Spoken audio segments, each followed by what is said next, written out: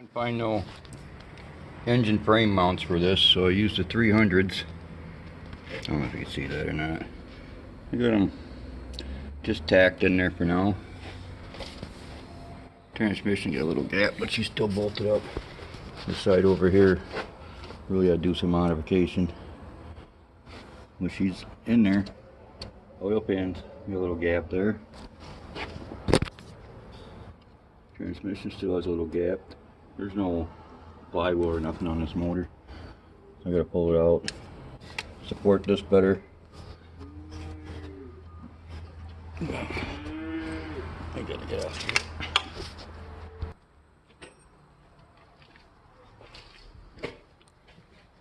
Looks like it's sitting in there straight, I hope.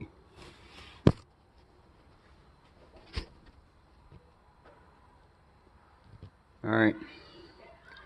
I'm gonna keep